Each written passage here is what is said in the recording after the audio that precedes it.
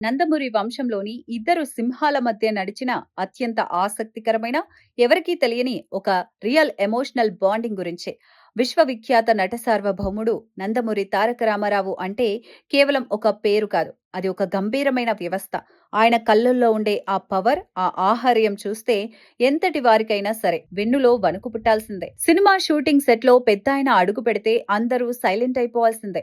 ఇక రాజకీయ రణరంగంలో ముఖ్యమంత్రిగా ఆయన తీసుకునే సంచలన నిర్ణయాలకు ఎదురు చెప్పే దమ్ము ఎవరికీ ఉండేది కాదు.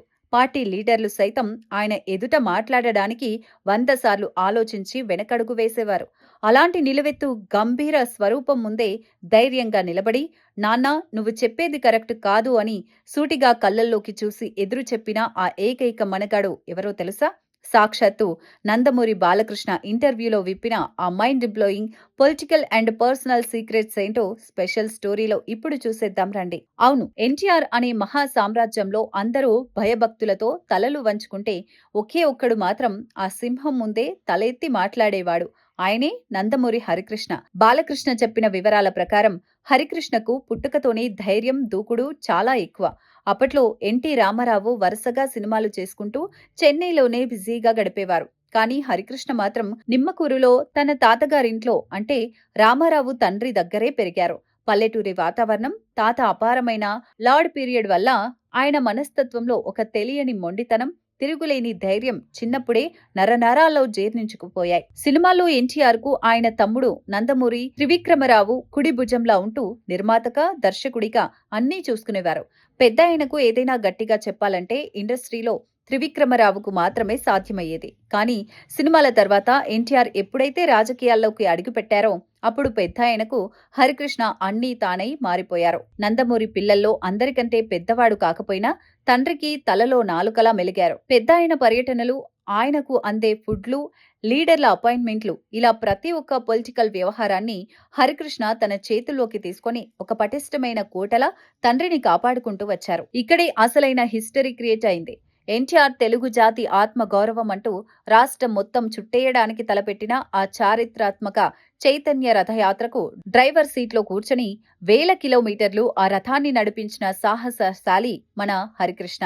1983లో తెలుగుదేశం పార్టీ కేవలం 9 నెలల్లోనే అధికారంలోకి వచ్చి ప్రభంజనం సృష్టించింది అంటే ఆ రథం వెనక హరికృష్ణ పడ్డ కష్టం, చూపించిన నికార్సైన వ్యూహం అంతా ఇంత కాదు. షూటింగ్ సెట్ లో ఎన్టీఆర్ ఉంటే పిన్ డ్రాప్ సైలెన్స్ మెయింటైన్ అయ్యేది. ఇక పార్టీ మీటింగుల్లో అధ్యక్షుడిగా ఎన్టీఆర్ ఒక నిర్ణయం తీసుకుంటే ఎంతటి సీనియర్ లీడర్ అయినా సరే మారు మాట్లాడకుండా జీ హుజూర్ అనాల్సిందే. కానీ హరికృష్ణ ఒక్కరే, అది షూటింగ్ అయినా పొలిటికల్ మ్యాటర్ అయినా సరే తండ్రి నిర్ణయంలో ఏదైనా పొరపాటు ఉందనిపిస్తే ఏమాత్రం భయపడకుండా సూటిగా మొహం మీదే చెప్పేసేవారట.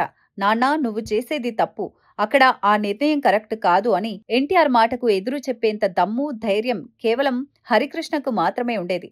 కొడుకులోని ఆ దూకుడును, నికార్సైన నిజాయితీని చూసి ఆ తారకరాముడు కూడా ఎంతో మురిసిపోయేవారు. ప్రస్తుతం బాలయ్య ఎమ్మెల్యేగా ప్రాతినిధ్యం వహిస్తున్న అదే పవిత్రమైన హిందూపురం నియోజకవర్గం నుంచి గతంలో హరికృష్ణ ఎన్నోసార్లు ఎమ్మెల్యేగా గెలిచి అసెంబ్లీలో అడుగుపెట్టారు.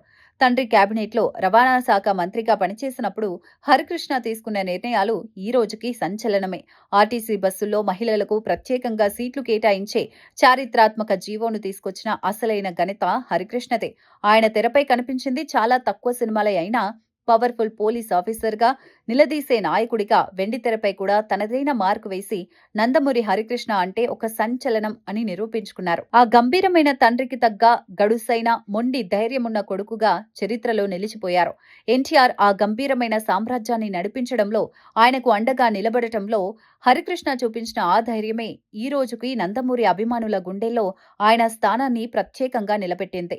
పెద్దాయనను సైతం ఎదిరించి మాట్లాడిన ఆ మొనగాడి కథ నిజంగా ప్రతి ఒక్కరికి ఇన్స్పిరేషన్. మరి ఎన్టీఆర్ ఆ గంభీరమైన వ్యక్తిత్వంపై, ఆయన్నే ఎదిరించి మాట్లాడిన హరికృష్ణ తిరుగులేని ధైర్యంపై మీ అభిప్రాయం ఏంటో కింద కమెంట్ బాక్స్ లో తప్పకుండా షేర్ చేయండి.